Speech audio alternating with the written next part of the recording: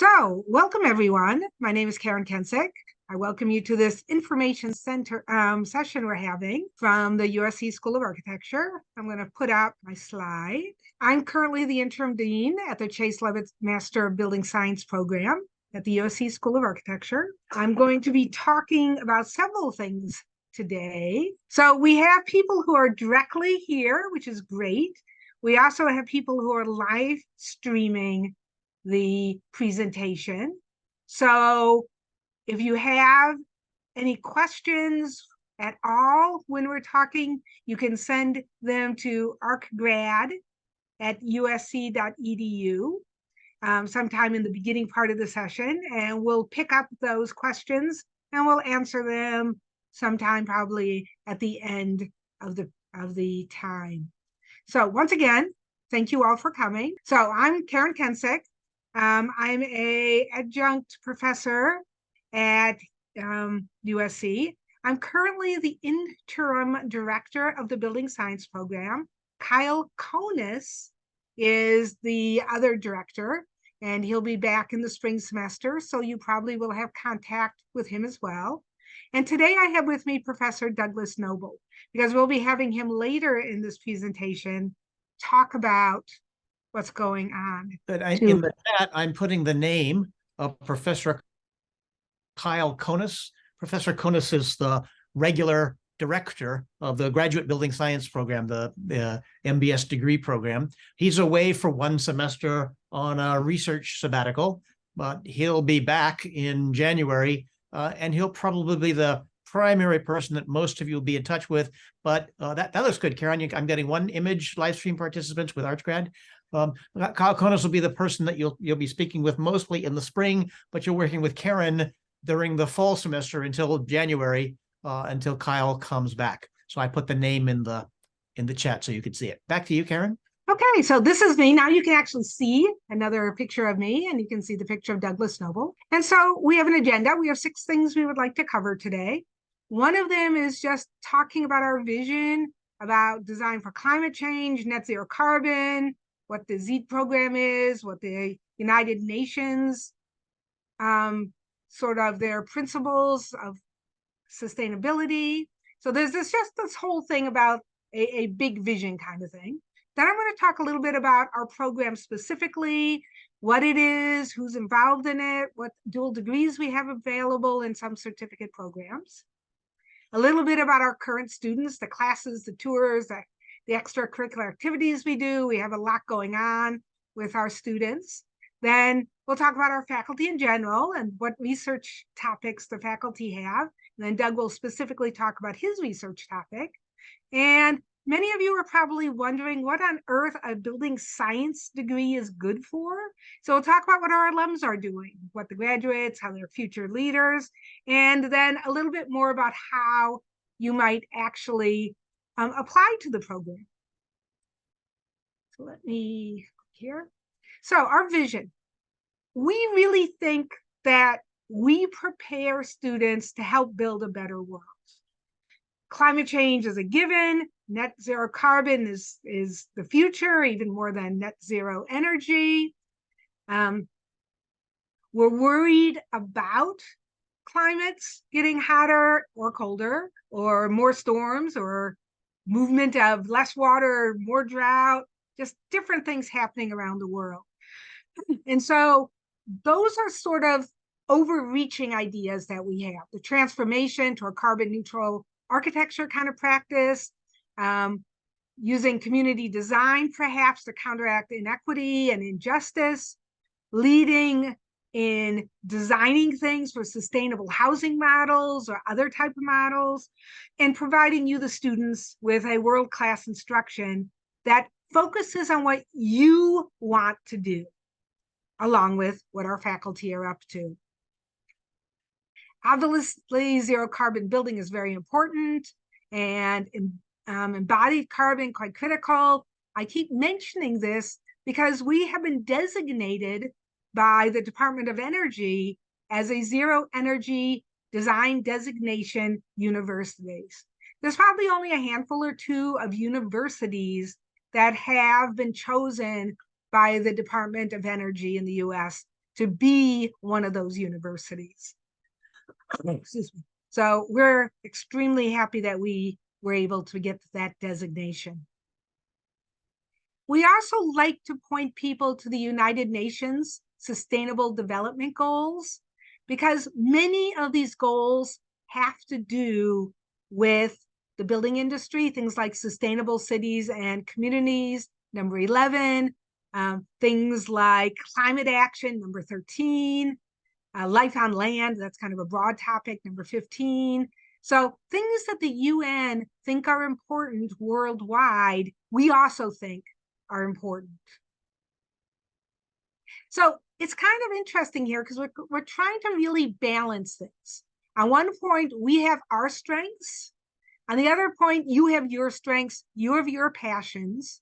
And these passions might be on structures or environmental controls, sustainabilities, materials and methods, like new materials that are being developed, building skins, the facade of a building, wellness, becoming increasingly more important, about how people interact not only in interior spaces, but also exterior spaces, lighting. And then there's this huge group of digital technology. And this digital technology spans things all the way from doing parametric analysis and things like Grasshopper and Rhino, or doing energy analysis, or doing robotics, or machine learning, or artificial intelligence. But they all come back to the idea that we're trying to build a better future through evidence-based design. So what is our program? What are the degrees, dual degrees, certificate programs that are available? So who are we? This is a group of us. This is one cohort from 1 year. We're a 2-year program, so usually we're about double this. And we are trying to get students out into the world to make meaningful impacts. And those meaningful impacts might be in doing energy studies. We had one student go back to India, and she was helping to develop a lighting standard for the country of India, actually. It was a pretty big one. We've had people do BIM standards for different countries. We've had many people go into things like larger architecture firms or construction firms to bring a lot of this new knowledge back into the AEC industry. So the Master of Building Science, we generally call it the MBS program, Master of Building Science. It's a STEM program. That's pretty important because it allows people to stay in the US an extra year, working in firms in the United States. We deal with architecture and building science. We have students come in from many different things. A lot of our students have an architecture background, but some might come in from environmental control, some might come in from construction. We have 2 students this year who have degrees in interior architecture design. So we don't require an architecture degree. We just require that you're sufficiently able to do well in our program. So the STEM program, though, is a really good plus for our program, and the OPT program for letting people, if they wish to, stay in the US a little bit longer and work at some of the firms here before either deciding to work longer in the US or going back to whatever country they come from. So we're really glad that we were able to get that designation. We have a lot of different things that we do, and I talked about them earlier. We do a lot with environmentally responsive building designs. That might be using something like Rhino or Grasshopper to do parametric design. It might be something like using Design Builder or IES or Pollinator or Cove tools to do simulations on buildings. We have a section on building enclosures and facades. In fact, we have an entire certificate program on facades. And the people who teach in that program are engineers at really excellent design firms and engineering firms in Los Angeles. We've had people work on thesis projects where they built a facade piece, not this size or so. We're interested in innovative building technologies. A lot of that now is coming through AI, is coming through machine learning, is coming through materials. I'll talk about that later. Design computation. We have things like many of you probably know about Rhino and Grasshopper, and also Leavitt and Houdini. We have many, many, many different faculty who have expertise in that area. A sort of growing area is health and human factors. Our professor Junho Choi does a lot with that. He does studies about how people interact in interior spaces. We do some structure stuff. We used to do quite a lot on long span structures and tensile structures and materials research. For example, we had a student for their thesis project that was studying the use of these blocks of essentially dried mushrooms. That's a little bit different than dried mushrooms. But the student took it and tried to burn it and tried to crack it and tried to find structural structural characteristics of it and energy characteristics of it. So if you're interested in materials, that's pretty interesting. Sustainability, post-occupancy evaluation. People have gone out to LEED buildings and went and measured them. Do they work as they were designed to work? Or they might go out with a little sensor. We had a lot of sensoring going on, where the little robot thing sort of goes around and takes readings of humidity and temperature and lighting levels. And then a student will go and talk to the people in the occupants of the building and ask, well, are you comfortable? How are you feeling today? Are you feeling too hot? Are you feeling too cold? Is there too much glare coming through the windows? And trying to think about how buildings are actually being used. We have things on structures I talked about. Building information modeling is specifically my area of expertise. We also have people doing lighting design and glare and thermal analysis. So we have quite a wide range of expertise in our program. The program consists of generally 48 units. So you see 48 units. That's a 2-year program, 12 units a semester. And there are 3 kinds of courses. There are regular courses, seminars, research seminars. They're in things like environmental controls. There's a structures one. There's one in materials. So there are 4 courses that everybody sort of takes together. Then there are the elective courses. And what you're trying to do there is focus yourself. You're trying to focus, okay, is my thing really sustainability? Do I want to work in an architecture firm as a sustainability person? Do I want to work at a high-end engineering firm like Bureau Happold or Arup and do calculations on acoustics or lighting or energy? Do I want to go into facades as my main area? Do I want to go into housing, net zero housing? And so these electives are helping you to hone and focus your area of expertise. Then we have a couple of units of thesis prep and many units of thesis, where you do an in-depth study of something of your choosing, working along with 3 committee members and developing. It could be a specific research project, one that leads you to a Ph.D. program later. It could be a specific one that you're trying to land a job in. I had somebody who really wanted to learn C# so they could do Revit add-ons and become the BIM expert in an office. And so he went off in that direction. And all of these things come together with a 2-year program, as I mentioned, of 48 units. We also have dual degree programs with the Master of Heritage Conservation. So with, I think it's in 1 extra year, you can end up with 2 master programs. You only have to do 1 thesis if this is something of interest. We had a student finish this program last year. Her project was really quite interesting. On the heritage conservation side, she was interested in 3D scanning of a famous building, a Neutra house in Los Angeles. On the building science side, she was doing quantitative research comparing how she was doing the scanning. So on one hand, she was off trying to scan something with a very expensive scanner, and then she would go around with her phone and using the LiDAR features on an iPhone, scan things. And she would do comparisons of how much error the iPhone had versus this very expensive scanning. And so she was able to take her interest in heritage conservation and building science and do this one thesis with it. We're really proud of her. She just presented her work at a conference about a month ago. They were extremely happy with her work. So she ended up very happy doing a dual degree program.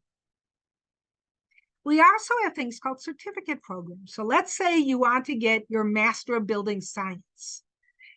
We have certificates. You can get a certificate in architecture. You can get one in heritage conservation or landscape architecture, sustainable design, or facades. It takes a little bit of pre-planning. So you have to sort of figure out what courses you want to take when, but it is entirely possible to have these concentrations with an extra little piece of paper at graduation saying that you're an expert in this and you have a Master of Building Science degree. So we try to encourage our students to take advantage of this at USC. So some of our students, these pictures that I'm showing you here are of a project that got built in Joshua Tree that Doug will talk about later.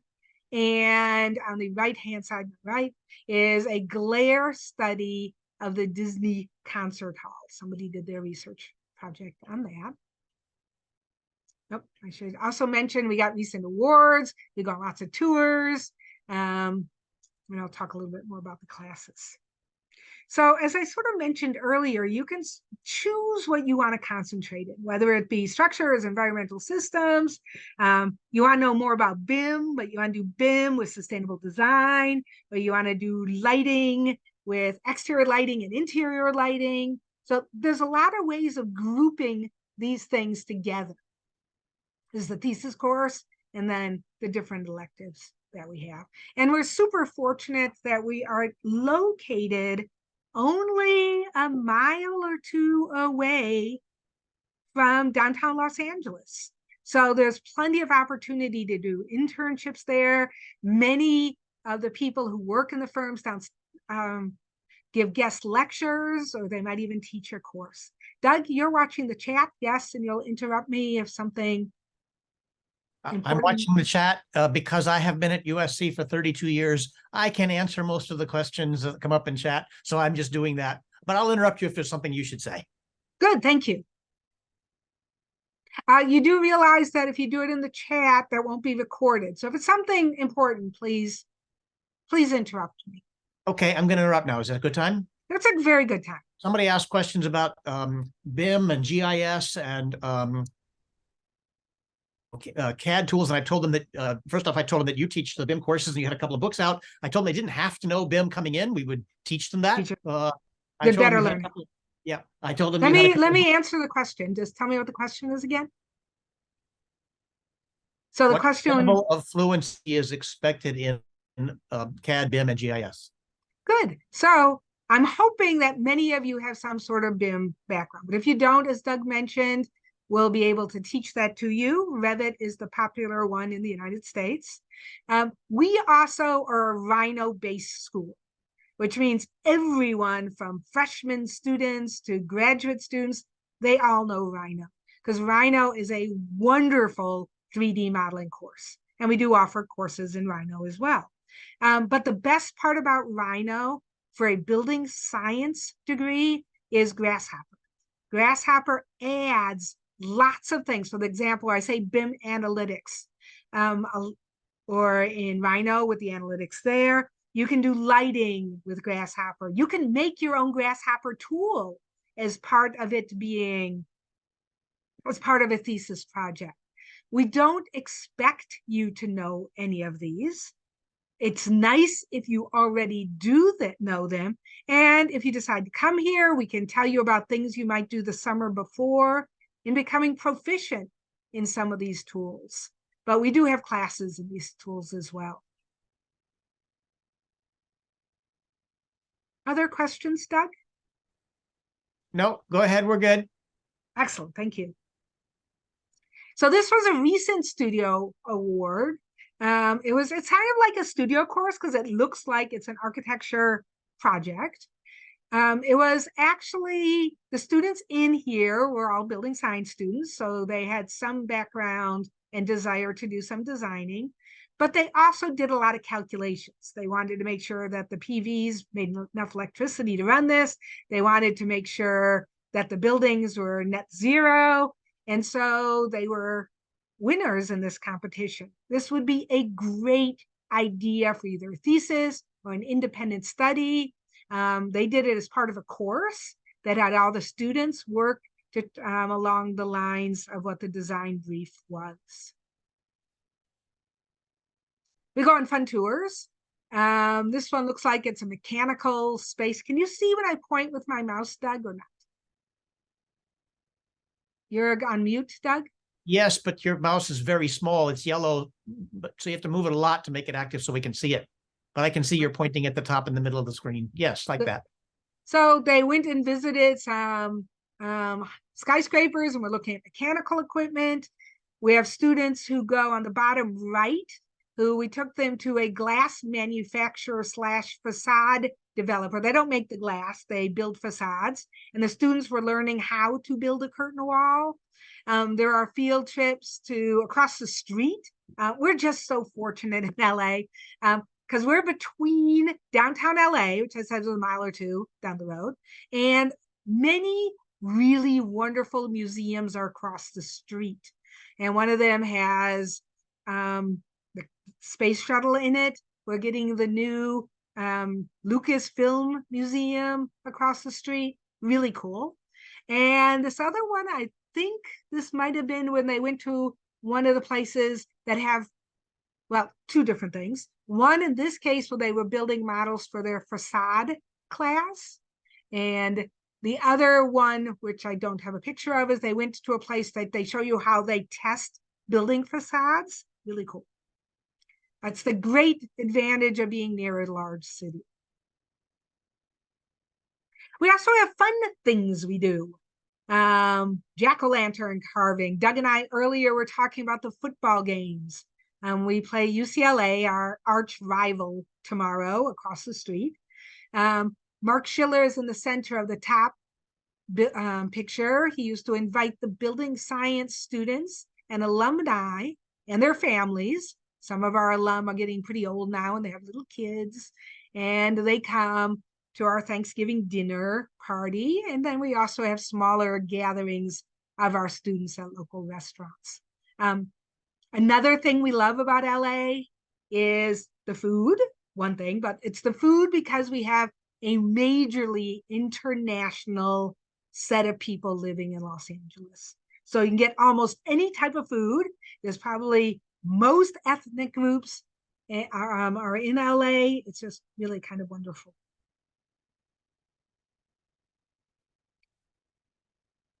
Thesis projects. If you want to go see more of our thesis projects, there's the website address. I can email it to anybody later if you don't catch it right now. But at the end of this semester, we have our graduating students make posters of their thesis. So their thesis might be 120, 150 pages long, and they have to condense that to 2 posters.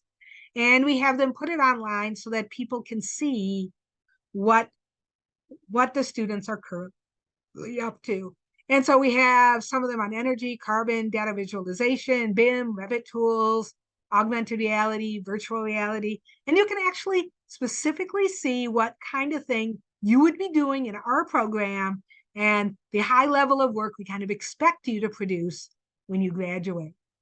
What's even better is that we've had several of our students, I should say many of our students, take their thesis projects, make papers, and go to conferences and publish the work. So the thesis was a way to show their work to the world. It was a way to help a few of them who wanted to go on to a Ph.D. to show that they knew how to do research. And they actually used them also for their interviews when they were going to firms. They would go and say, this is what I did. This is what I am an expert at.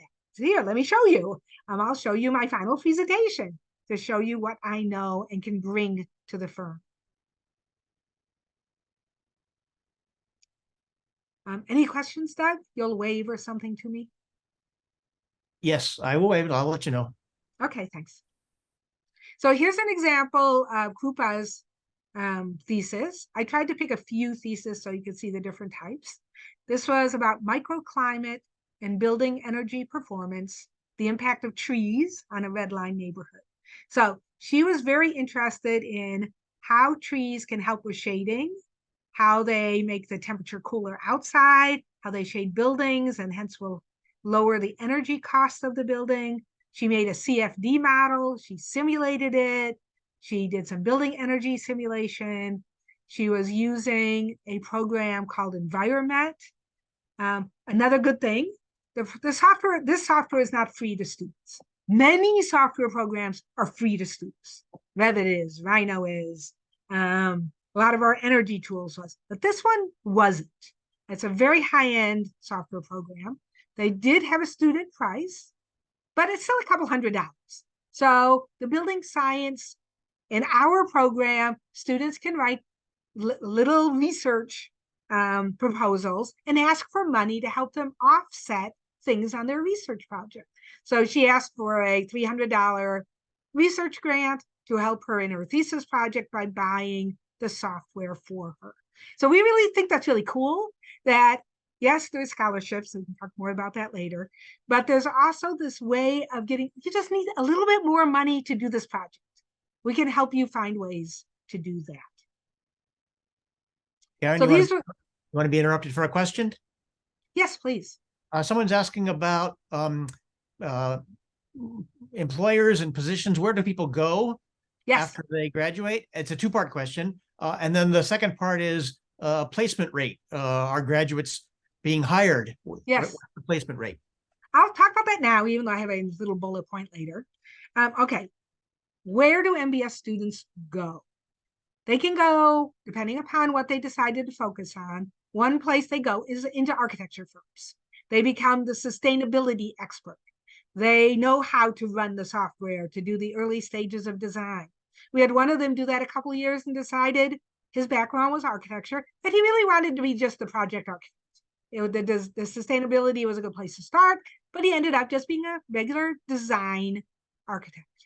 So that's one type of job. Another type of job is people end up in engineering, building engineering firms like Arup or WSP or Bureau Happel, and those firms do calculations for architects. They're consultants to architects. And we've had people there do energy consulting, structural consulting. A specific type of this firm is a facade consultant. We've had several students who wanted to go into facades and ended up at facades firms. We had people go on to a PhD. Some of these students want to become professors, and so they use the building science way as a way to help them into the PhD program as a way of teaching. Currently, we do not have a PhD program. We hope to restart our PhD program. It's on hold at the moment. But for example, I was talking to one of my former students. She went on to Berkeley, got her PhD, she went to New Jersey, Institute of Technology. She's teaching in the building science department. I'm having a great time there. Rusong keeps telling me about the robotic stuff he's doing as a PhD student right now. He was a student, an MBS student. We have people start their own firms. This was pre-COVID when things were doing really well in the architecture industry. And they would make either a couple of them made a small firm, like a BIM consulting firm, where they did BIM consulting and made BIM tools. We had 3 of our MBS students get together. They're now in Beijing. And they made a firm that does digital twins and also city scale and GIS and simulation. I think their firm now has about 20 people in it, and they hired a couple more MBS students, and they hired some outside people as well. So our students are doing a vast amount of different kinds of things depending upon what they chose as their main focus area. Okay, placement. Pre-COVID, when the economy was doing well, we were great. It was not a problem at all, placing our students, not a problem. COVID made it a lot harder. There was 1 year where the US economy was doing very, very, very poorly. And so our students were getting offers, but they were told they couldn't start for like 6 months or 9 months when the economy had gotten better again. So they worked on something else as well. Or another place our students sometimes get job are places like Disney, and doing animation kind of things, or doing things for like the gaming industry. There are people doing that kind of thing as well. So it fluctuates depending upon the economy. As we know, the architecture one fluctuates a lot in the economy.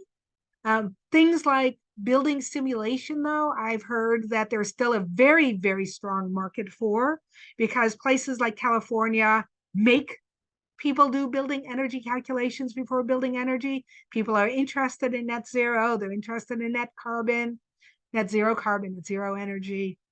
So I think we're doing pretty well. I think there might be 1 or 2 students who aren't at their most favorite job right now. Our economy is okay right now in the US, but it's not perfect. So they're not at their most favorite job, but they're at a job that they'll get the background they need to move themselves up to another job. And we have just a handful, more than a handful each year, of just some really, really happy students who are at places they just love.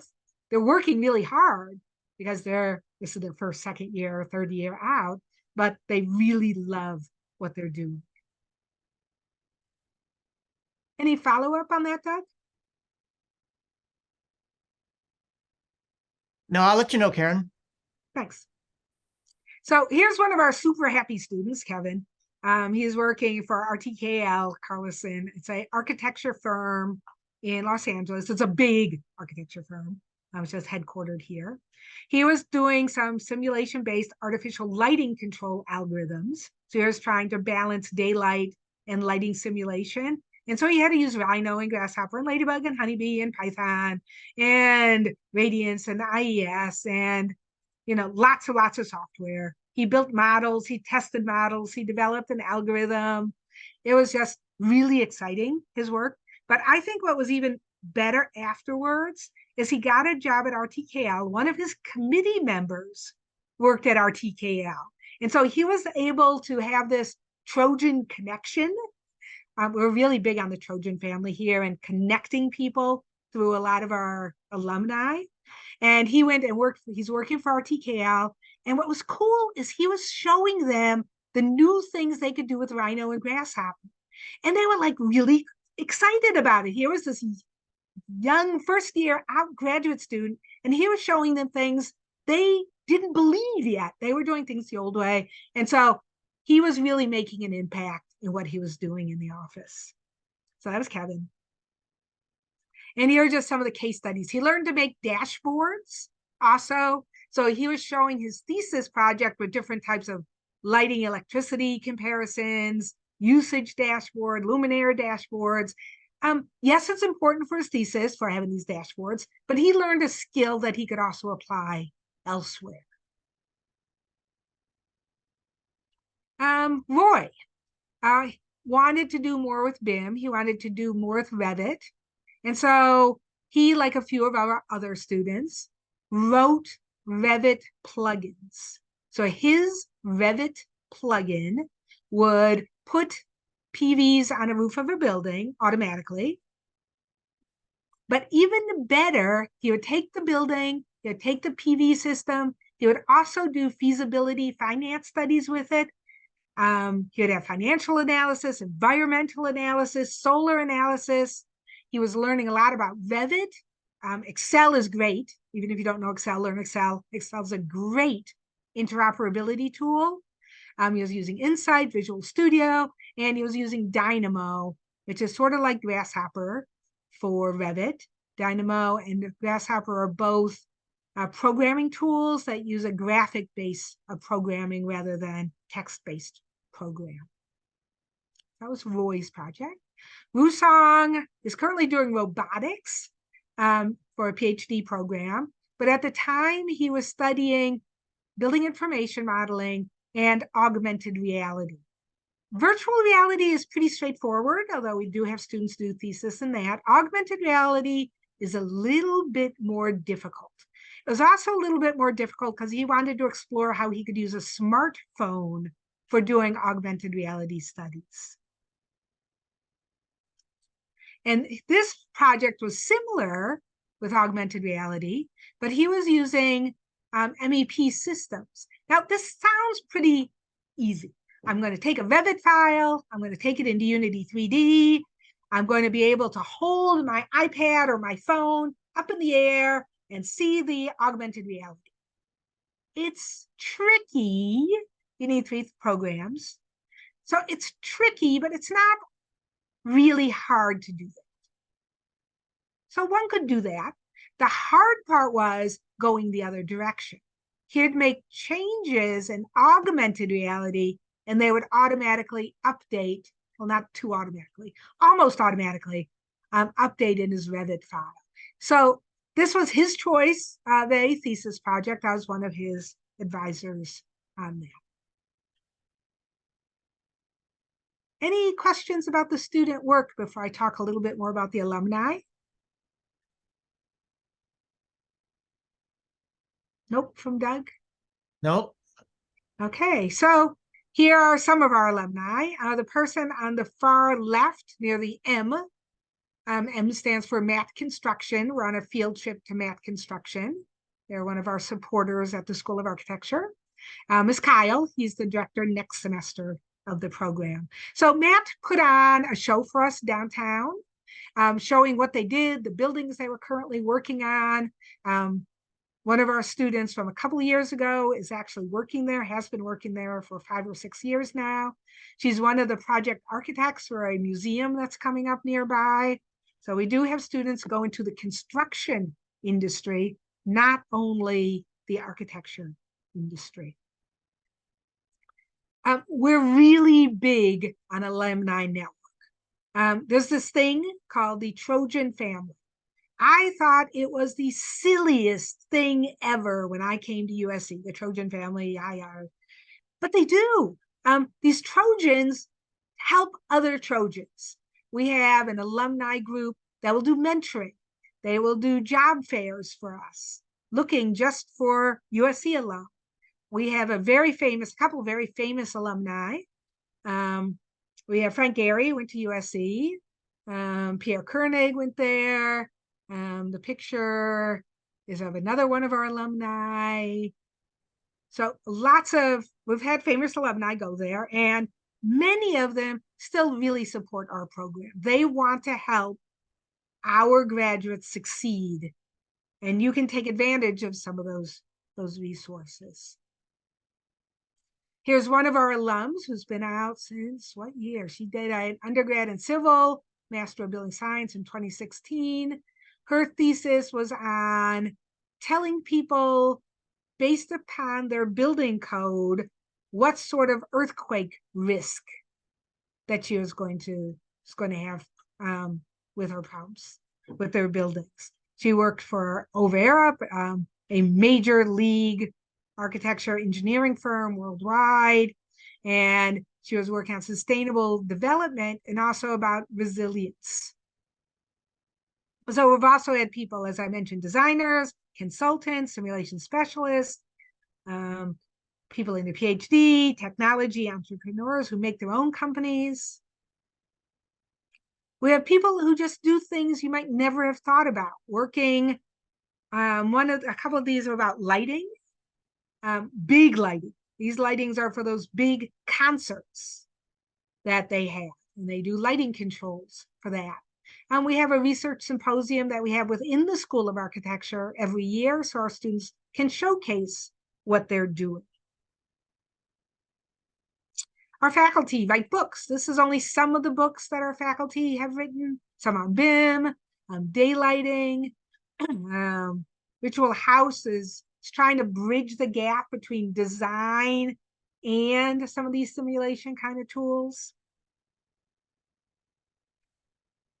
We have faculty. Our faculty change a lot. We have a core group of faculty who are always here.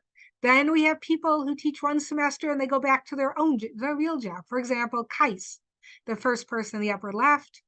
His main job in life is he's an engineer. He teaches a course on parametric design using Leavitt and Rhino, but he was one of the engineers on our big new sports arena in the Los Angeles area. Anthony Brower, a head of sustainable design at Gensler. Gensler is the biggest architecture firm in the US. It's huge, majorly huge. And they're headquartered a couple of miles from us. People like Junho Choi, he's our lead right now on just trying to find out how AI and machine learning, things like that can be used for architecture. We have a really wonderful group of faculty, both full-time and part-time. And you get a chance of picking, in some cases, who gets to be on your committee. So one of our faculty is Professor Doug Noble. He worked with many students over the years. He'll tell you about that. And we're going to switch over to his part of the presentation. Okay, thank you all very much for being here. Karen asked me for about 10 minutes or so, or a little bit longer, describing one particular project. And I'm gonna go really fast because this is a hour-long talk. So your job is to just kind of understand a little bit about what's going on. And then if you have questions or you want to talk with me more, I'm always available to discuss it further. The project started out, Karen. I'm going to tell you, I cannot see the chat on my machine. Okay. So we'll take questions at the end of your thing, unless you want to look every so often. I'll try to look, but if I miss them, we'll catch them at the end. Okay, great. So this project started out as a project for a national park in the U.S. about 2 hours from USC. Karen, you can go ahead and click next, and I'll just keep up with you. There are I think 50 slides, so you have to change them like every 30 seconds or something like that to keep going. Okay. Go ahead, change them.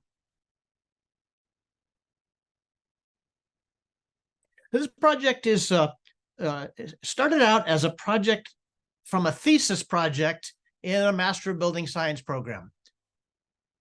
Karen, there we go. It's in Joshua Tree National Park, which is inland for a couple of hours from LA. It is a high altitude, 4,000 feet above sea level location. It is hot and dry. It is a difficult place. It's fun. There's a lot of big rocks. When we go out there, we take groups that go out camping at that location. Go ahead, Karen. And the project we wanted to do was a replacement for these really ugly restroom buildings that are currently in Joshua Tree National Park, our park, but also parks all the way across the country. You can see how ugly this is. It's a double restroom building, doesn't look like it belongs. Go ahead, Karen.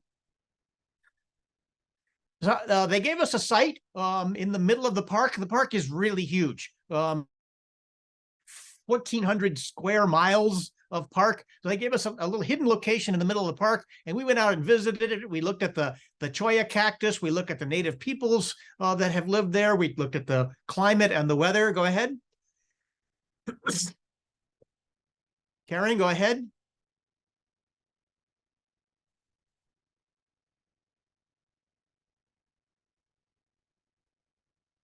We're having trouble moving the slides forward, Karen. You're also muted, so that doesn't help either.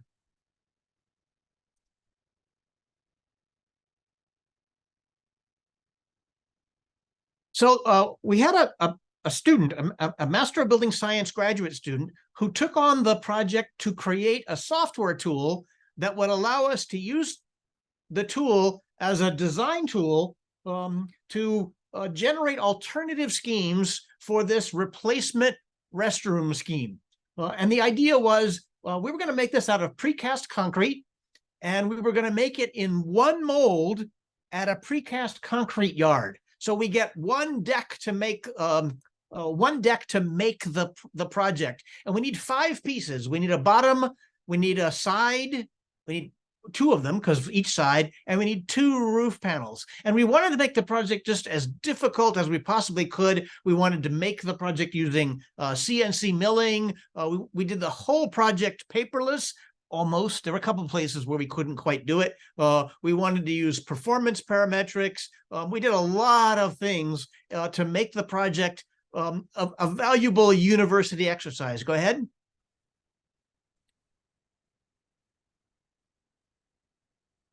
The slides take a while to change, she says in the comments. I have time. Karen, you just change them. I'll keep up with the slides. We only have 8 or so minutes or left to go.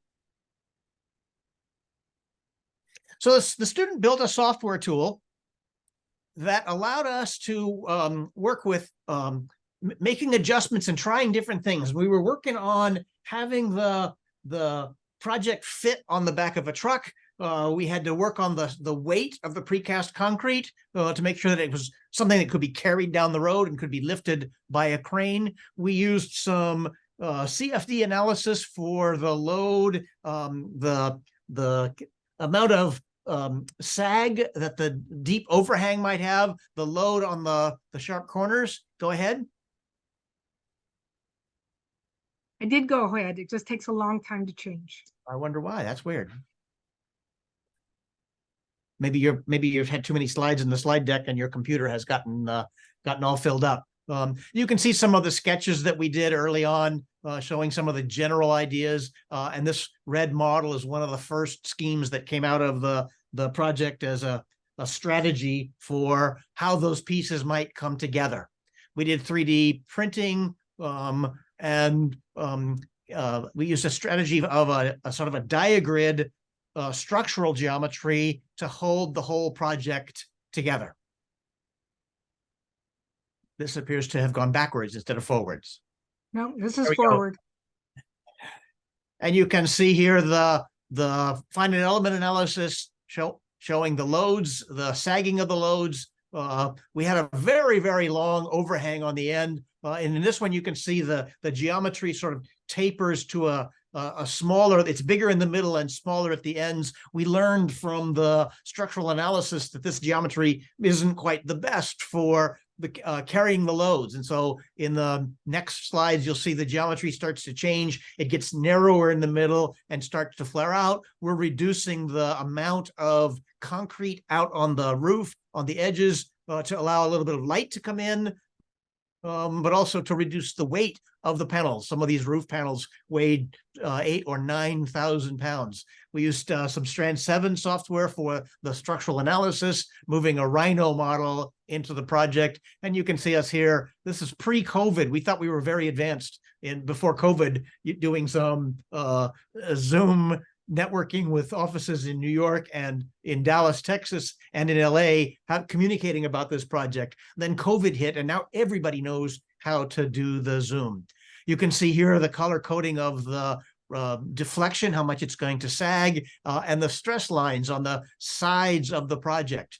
The precast concrete that we were going to use was regular precast concrete. We discovered early on that regular precast is just not going to be strong enough. So we switched to a new material called ultra high performance concrete that allowed us to be a dramatically thinner cross section. A typical precast concrete project might use 6 or 7 inch thick walls. In our case, the walls of this project at the critical point are only 2 inches thick, and there is no rebar.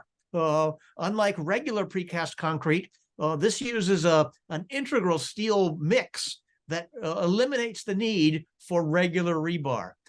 These are some of the connections. These are connections from the ground foundation piece up to the wall piece. We used one kind of a connection for the foundation and a different kind of a connection for the connection of the wall to the roof, partially because the forces are different, but partially we wanted to try out different kinds of connections for the way these pieces came together. So here you can see there's sort of a metal, it's called a vector connector. And this drawing shows the panels coming together with a little bit of a gap. Eventually we decided we wouldn't have any gap at all. The panels would actually touch each other. So the tolerance in the design and construction of our project was actually a zero tolerance. They actually completely touched each other.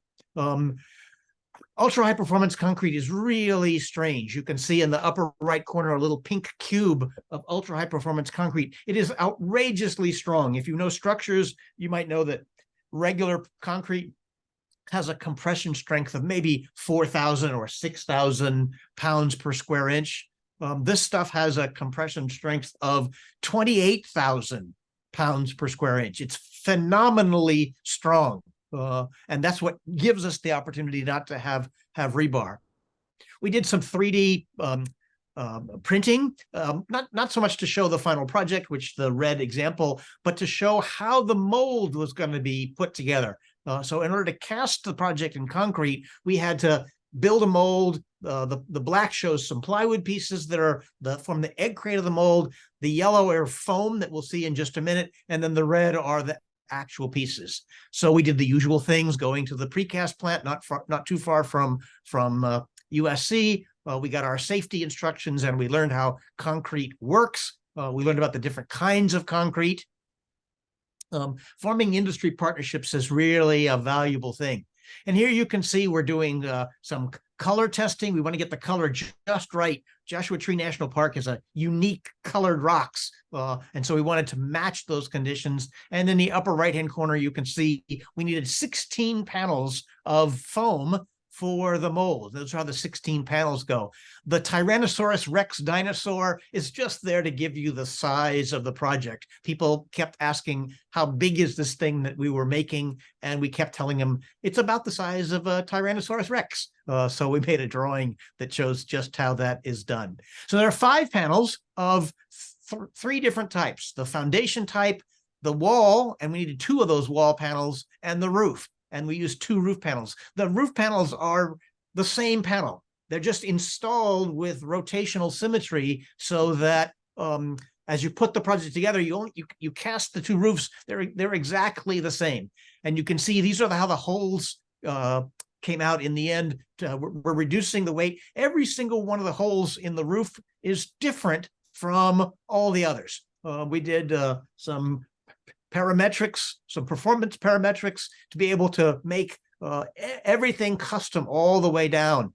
We actually milled out the foam here in our shop and put the foam pieces on a truck and sent the foam out to the precast yard and then followed it out there and put it together. You can see us here putting the plywood mold together, putting the foam panels on the mold, then putting a gel coat, a fiberglass and a gel coat to make it nice and smooth. This was the hardest part. It's a lot of time sanding and smoothing the surface of the project. And I made Professor Kensick go out there all the time to help doing the sanding. This was during COVID, so it was a little bit challenging to be able to go out there and do this. And you can see here's some tests we did to make sure we get the colors and the textures just right. So these little square pieces are just samples.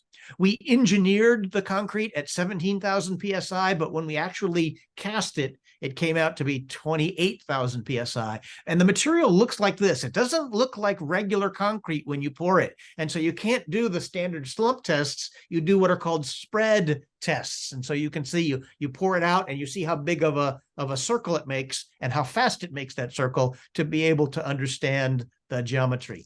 This is the mold. The mold actually has a top on it, so you can't see it anymore, right? There's the bottom that I showed you where they were putting the foam on, and then this top piece goes into place in order to cap the project, because otherwise the concrete would just slip out of the mold and fall onto the deck and then fall onto the floor. So we were casting the concrete blind. And you can see in these pictures, we're dropping the concrete in through openings on the top of the mold. Then we take the top off, and you can see the pink panel. The panel you're seeing is a foundation panel being lifted out of the mold and carried off to another part of the yard. And then we got to do it a total of 5 times, which is actually scary, but also an awful lot of fun. Here's a roof panel that has been taken out of the mold. It's actually right now upside down while we're sort of working on cleaning up the edges. These are the holes that go through the roof to light in, and we're sort of cleaning the edges and getting it ready, and then we'll flip it over to make it into a roof panel. This was fun. I always had to have this slide in because this is a huge mistake that we made. We didn't fill one of the projects all the way to the top, and we thought we had an absolute disaster because it came out 1 inch short of being completely filled. And 1 inch doesn't seem like much, but remember, right where that yellow tape measure is, the wall is only 2 inches thick. So it was half of the thickness was missing, and we thought we were in big trouble. But it turns out that the concrete is so strong that it didn't matter. It was still strong enough without that piece. So we patched it. You can't see it, and it's still structurally plenty strong enough to be able to hold the project together. Here we are putting the skim coat on to make the project perfectly smooth. You can see the students in the upper left photograph underneath it in the shadows. They're not actually working. They're under there resting. I caught them underneath there resting and looking at it, but it was hot out in Fontana that day. This is the precast yard, and we're putting the panels together. You can see in the upper right photo, the foundation and the 2 walls are in place, and the 2 roof panels are sitting on the floor, and we're cleaning them. That's why they look kind of mottled and stained a little bit. That's we got them wet right when we took these pictures. So we're getting ready to put the roof panels up into place. And here's a photograph. Actually, the project was so wonderful that it became the cover of a precast concrete journal in the US. They show the panels coming together and showing off what we were doing with this really wild and wonderful project. Sometime when you get here, I'll explain all the details so you'll know why the precast concrete world thought this was so cool to put it on the cover of their magazine. It's really quite a complex and wonderful geometry. And here it is, all assembled and waiting in the precast yard to be trucked out to the site location. And that pink color is really beautiful. I'm sorry, I almost cry whenever I see it. It's just too good. A wonderful, wonderful project. And there it is. Actually, whoops. I'm going back. It's a runaway. It's a runaway. Oh, this is back, right? Okay. Could you tell a little bit about why that doesn't look like a restroom? I'll do that at the end. Okay. Yeah, right now it looks like just like a tube. And I'll describe at the end why it's, we talked about the restroom thing. So here it is in the yard, and that's a fake view on a truck. The top view, that's actually not the real truck. I just did a little Photoshop work and put it on there to show how the project, it needs a special kind of a trailer that was really low to the ground because it was tall, and we didn't want to hit any bridges as we drove the project from the precast yard out to the national park. So I had to show this special picture.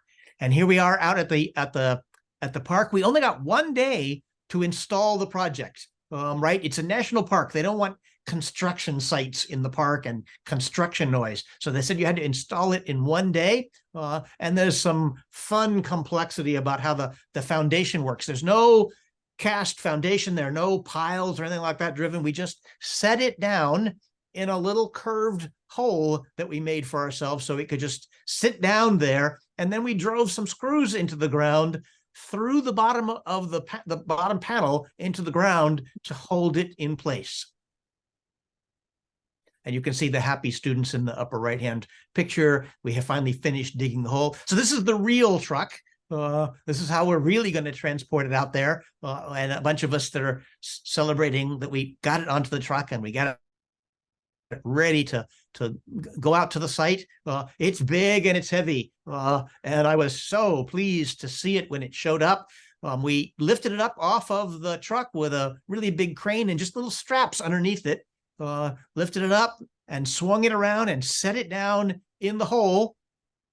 Really easy to set it down. Then the crane and everyone left. We drove some screws into the ground to make sure that it wouldn't roll away. It won't roll away, but we wanted to be careful and be sure. So we put these tall screws in as anchors to make sure that the project didn't roll away.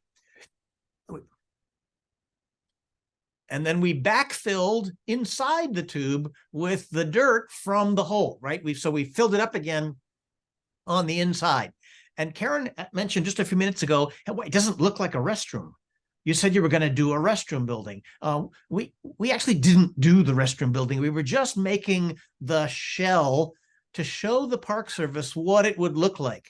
To make a restroom out of it, we haven't done it, we would put a divider wall in the middle and the door walls on both ends. So there'll be one restroom from one end of the tube and one restroom from the other end of the tube. But the geometry is all calculated out for handicapped accessibility, and the geometry would work, but we never filled it in. We were interested in the concrete part and the shell part. So here's what it looks like out in the national park. Really came out quite beautiful. Very, very proud of the student work. So it started as a thesis project, but eventually a large number of students got involved in doing the milling parts or sanding and making the foam pieces. And you got a lot of coverage by reporters and magazines because it's kind of a wild and fun thing in a national park. And we're using it as a shade structure. People can go out there and sit underneath this thing and have a picnic, and the Park Service will observe it over time and decide if they like it, and then whether we want to make more of them or make them into actual restroom buildings or something like this. I like this picture. Those are Junho's kids. I also like this picture because I kept telling everybody that it was about the size of a Tyrannosaurus Rex dinosaur. So in one of the pictures, I photoshopped in the Tyrannosaurus Rex dinosaur to remind people that that's the size of the project. So that one's finished. Can we ask questions about that one first? For example, one thing I would like to mention is that if you just look at this project, there's so many opportunities for the Master of Building Science people to become involved with it. Doug mentioned it started as a project by somebody who wanted to do parametric design. We had other people who learned how to use the robotic type of equipment that we have. We've got a robot, we've got a vacuum forming device, we got someone really good at carving things with it.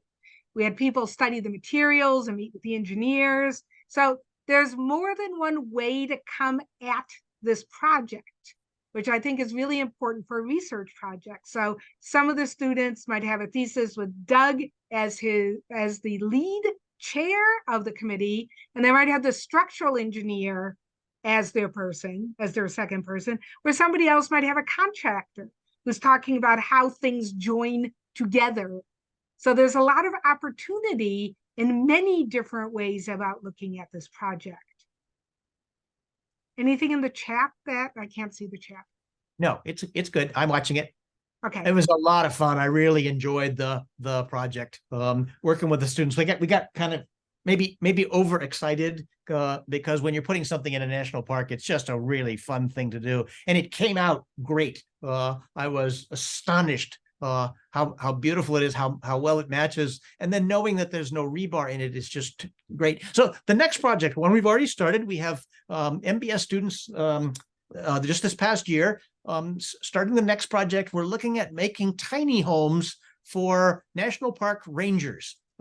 These are seasonal rangers, which means these are people who work for the national parks like only for a few months in the summer, and then they go back to school or something like that. And they need a place to live, but they don't need a giant apartment or a house. They just need a little thing like a cabin. So we're designing tiny homes for these park rangers. I call them a pocket lodge, a small place. If you show up with a backpack and maybe a bicycle, you get one of these little units, and we'll be doing them sort of completely prefabricated offsite with all the same rules the Park Service gave us before. You only get 1 day to install it, and the location in the park, you don't get electricity. There's no HVAC, and this is a very difficult climate. So we're looking at designing these things with various strategies to try to make them comfortable year round. And that's not easy in a place like Joshua Tree, which can be very hot in the summertime. So that brings me to the end, Karen. Thank you for giving me time to talk about this project. You can see that I'm a little bit excited because it's a fun project. And the next one is really cool, right? We're getting going on the Pocket Lodge project. Yeah, the other thing I was just going to mention is that this is just one of Doug's major kind of things. Precast concrete is a really good area for us because we have the support of the Precast Foundation, who likes our student workers and they like the projects we're doing, and they very much want to help with sustainable concrete is a big issue nowadays. So we have connections in the industry right there. And then We also, Doug is very big into the facades. And so not just concrete, but also glass and steel and things like that. So many of our faculty have super interesting things that they are interested in, usually more than one thing, usually 2 or 3 kinds of things, and that you get to sort of join them and work with them in different areas of their expertise. So now I'm just going to talk, if there are no questions for Doug or any questions about our projects or what the students do at all in the chat, I'll continue.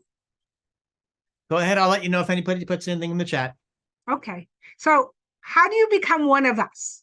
Because obviously we think you probably have a passion, or else you wouldn't be here on a Friday night or Friday morning watching this. So we know that you have some sort of passion about what our program is and about what we are. So first, that's a picture of one of the main libraries on campus. We are an urban kind of campus. We do have our own campus. It grew in size by about 25 to 30% recently with a lot more housing. So we're in an urban area. We have, I mentioned the museum nearby. I mentioned downtown nearby. You can come visit us. We're happy to take you on different tours around the place. But if you want to really get to be part of us, you've got to apply to our program. So for example, there's a webpage that has all the instructions on. And so these are our graduate programs. We have a Master of Architecture program. We have another design program that's like a Master of Architecture. We're the building science, heritage, landscape. We have a full 5-year undergraduate program as well. So about 1/3 graduate students, about 2/3 undergrad. So we're a major program. We're not we're in it, we're on the smaller side. We're 24 to 30 people or so. But we're in a major school of architecture. And even better is we have a big university around us. We have cinema, that's like ranked #1 like in the country, if not in the world. We have engineering. So we have a lot of places that you can collaborate also with. And I think I put the website for the graduate admissions below, but I'm sure they're also going to email that to you later. We have 2 extremely nice advisors. If you are a student with last name of A to LE, Daphne will help you through your process. If you're through LI to Z, it's Lisa. They're extraordinarily helpful. They're helpful. They know so much more than I do about scholarships, about OPT, about advanced standing, about who's teaching what when and what your degree requirements are. So you'll become best friends with one of those 2 people. Yes, Doug? So Lisa and Daphne are the 2 people that will be advisors once you're here and in the program. And then the person you deal with while you're getting there is Alia Marshall. Yes, I was getting to her. So you have Alia. She's the graduate admissions coordinator. She probably has already reached out to you. She's the one who set up this info session so that we could get information out to you. So really take advantage of these people. They know a lot. Obviously, you'll probably be emailing me or Kyle. You might be emailing Doug to try to get much more specific information about the courses and about who's teaching what when and which course comes before which course, things like that. But these 3 people know everything else about admissions and getting here and what the problems some people had and paperwork and make sure your recommendations come in on time and those things. Just incredibly useful, helpful, wonderful people for getting you through this process. Karen, I'm going to interrupt you there right now. Yeah. But Daphne and Lisa do not deal with any prospective applicants or students. Okay. It's only myself. Okay.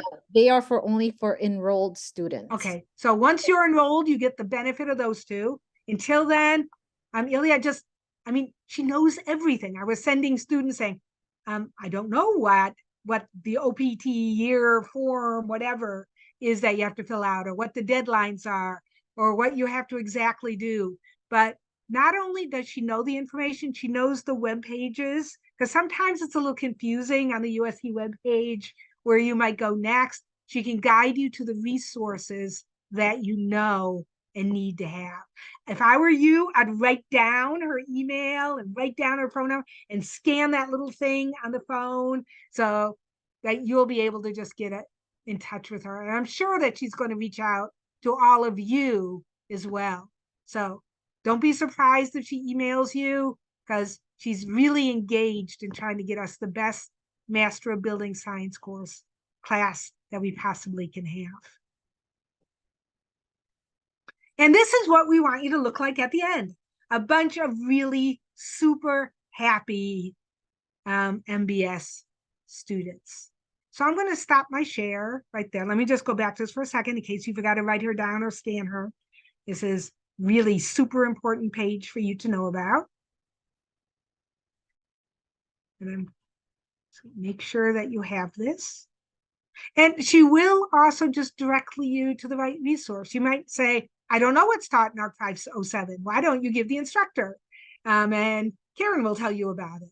All of our faculty are really outreaching and want to engage you because they're trying to find the best students for them to work with. You're trying to find the best professors. We're trying to find the best students. So it's a two-way combination here. Okay, we stop share. You take a look to see faces here. Okay, so we do have some things that I haven't read yet. Just Karen, can I jump in and just go through the admissions process? Oh yeah, please do that. Okay. That's one thing I don't know, or I'd give students the wrong information. Okay, give me a second. I think I have to pull it up.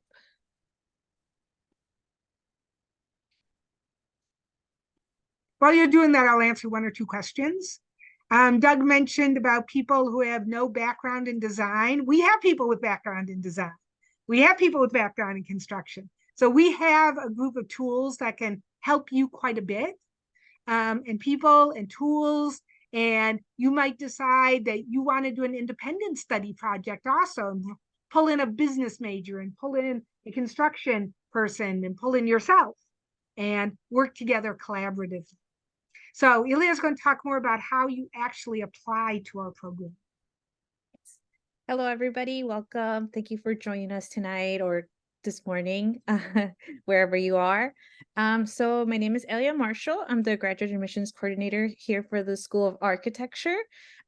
This image here is our building, our main building for the School of Architecture. We share the facilities with and space with the school, the Roski School of Art and Design. So we have several degree programs. Our main programs are our master's degree programs, but we also offer dual degrees. The Master's of Building Science has a dual degree with the Master's of Heritage Conservation. Admissions for the dual degree program requires 2 separate applications applying separately to each program in order to be a dual degree student. And we also offer graduate certificates. You do not need to apply for the graduate certificates when you're applying for the Master's of Building Science at this time. You could always add the graduate certificate once enrolled while you're doing the program. So there's no need for you to pay an additional application fee if you are interested in any of our graduate certificates as a graduate student. So our application for the Master's of Building Science and the Master's of Heritage Conservation, if you're considering a dual degree, are pretty straightforward and easy to do. For the application requires you to submit your resume, your statement of intent. There's no word count or page limit. It's just share what you want to share about yourself, what interests you into applying to USC, why you're interested in, the Master's of Building Science, how are you going to contribute to the School of Architecture and to the program. Things like that could be some of the, items that you could discuss in your statement. We require you to submit official copies of your transcripts. I'll go more into detail in the next slide. Test scores for students who are international students who have studied outside the US. You're required to submit either a TOEFL or IELTS score. and you must submit them officially. And then we also have 3 letters of recommendation. For the MBS program, you have the option to submit a portfolio, but it's not a requirement. If you don't have a portfolio, you do not have to submit one, but if you do, you're welcome to submit a portfolio. And then the admission requirements can be found in the link below. And What are the dates of when do people usually turn things in? I'm going to go over that soon. Oh, sorry. And so official transcripts, just want to go more into detail with that because it is the #1 reason why a lot of applications who are submitted on time but are considered incomplete. And that's because they haven't submitted the correct transcripts, or they didn't submit all their transcripts. So USC requires you to submit official copies of your transcripts. They must be provided by the registrar. You don't have to send them to USC. You could actually upload them directly into your application portal. You could send digital copies to yourself or physical copies to yourself. So for you to upload as either a PDF or a JPEG or any kind of, digital file. Transcripts must be submitted from every institution. So if you have transfer units from, different institutions, you must provide those transcripts as well. So even if they are in your, undergraduate transcript, you still have to provide the transfer credit transcript. You do not have to submit it through Slideroom. That is for a different program, but the first part is definitely for all applicants who are applying to our master's program. International applicants, you do have a specific country requirements that you must fulfill. So if you go to the main USC graduate admissions webpage, you have to go under country requirements to confirm what are the documents that you must submit. Some countries require for some countries, we require you to submit both your original language transcripts and your English translations of those transcripts. So I 100% recommend that you confirm by going to the website and checking what are your country requirements.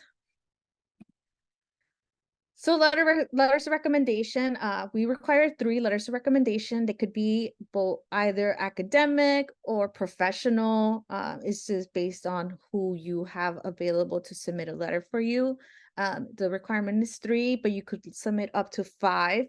And for MBS student applicants, you just submit them through the USC CAS.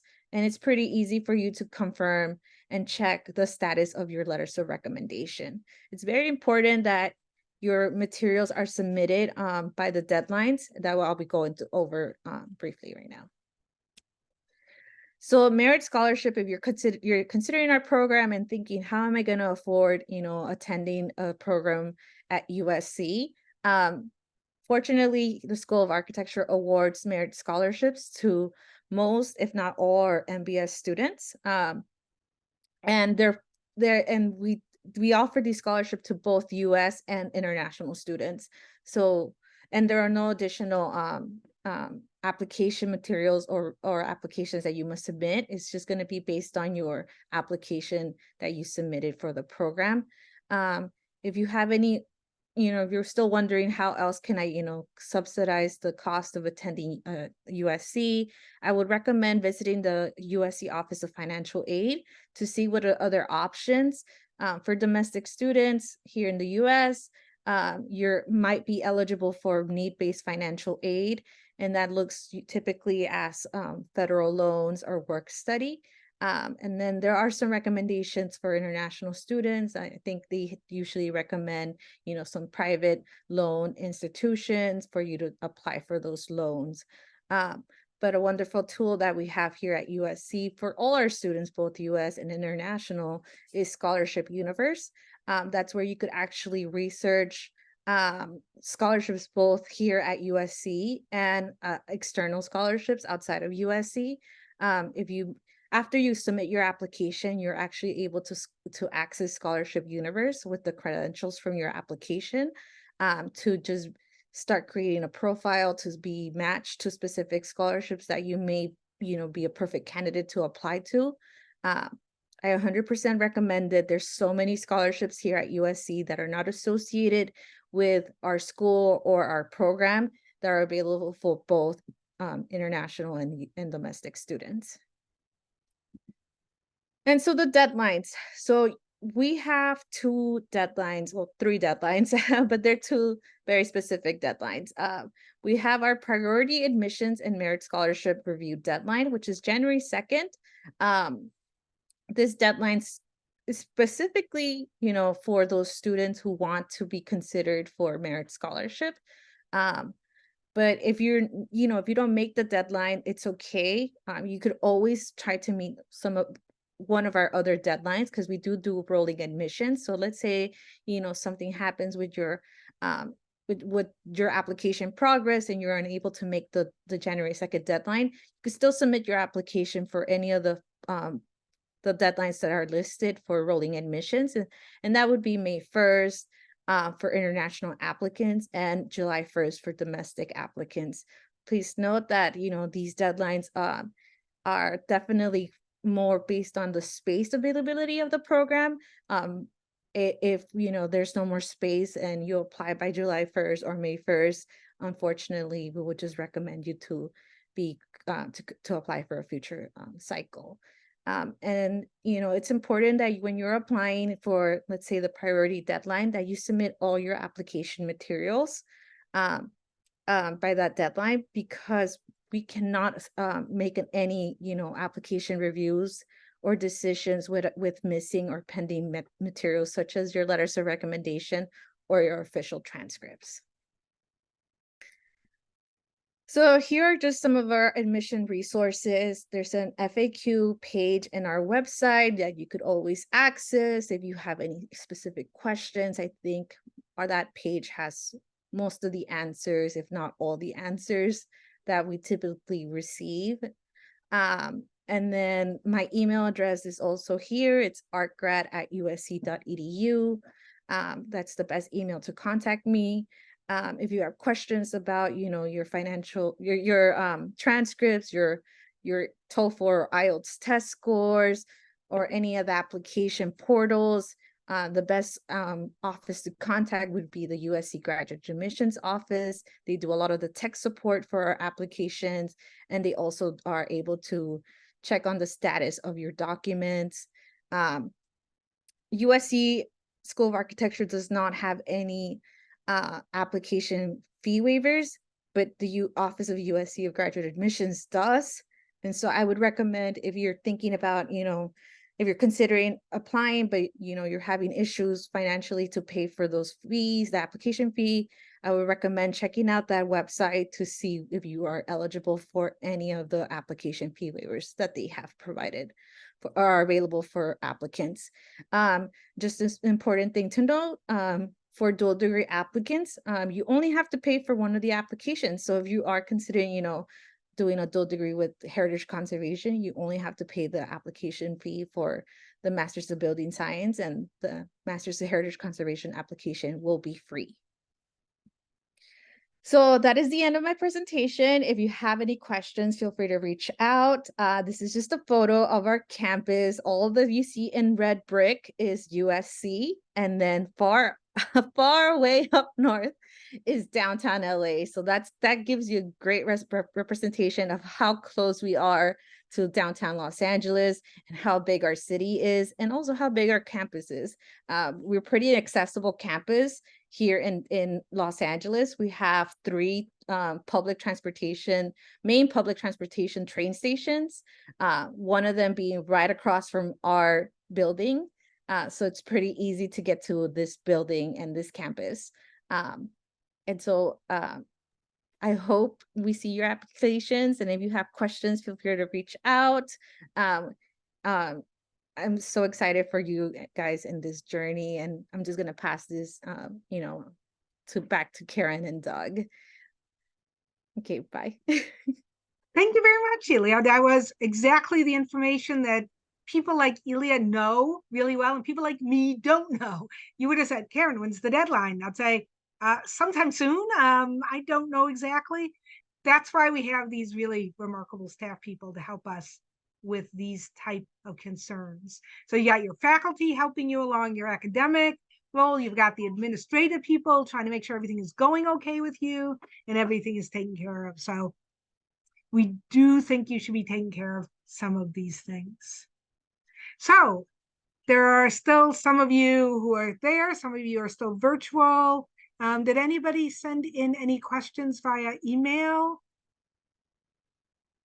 Yes, someone was asking about internships starting in the first semester.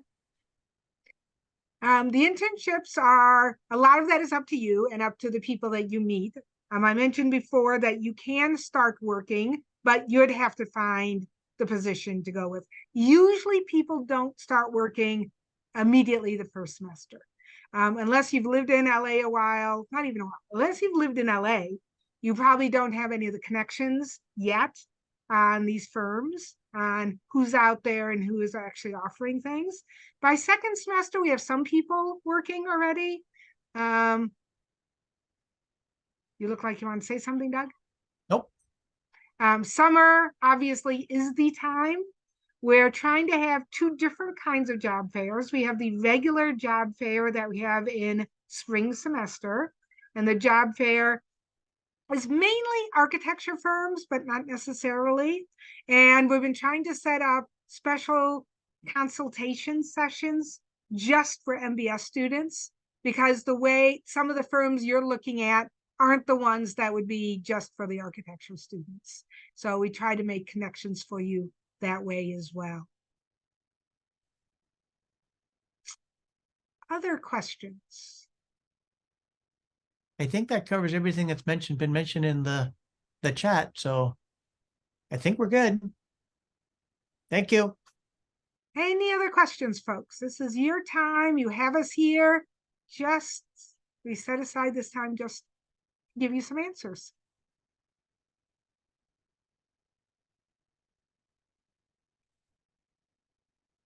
Thank you, Tong. Tong is just saying thank you in the chat for us being here. Thank you, Tong. Well, I think it's a great time to, call it a night. And yeah. So thank you again. Make sure we will be following up with you. You can also follow up directly with us so that the communication can go both ways. Thank you again. Have an excellent weekend. Thanksgiving's coming up for those of you who celebrate it. It's a fun American holiday with lots of turkey. So take care, and we'll stay just a minute or two longer. The rest of you can go, but we'll be here in case one or two of you have some questions you want to give us directly. Very So good. Thank you, Pedram. I see you. Thank you. Thank you, International Academy, for live streaming, and everybody who's live streaming. Fight on. Fight on. Yay. Thank you Fight so on. much.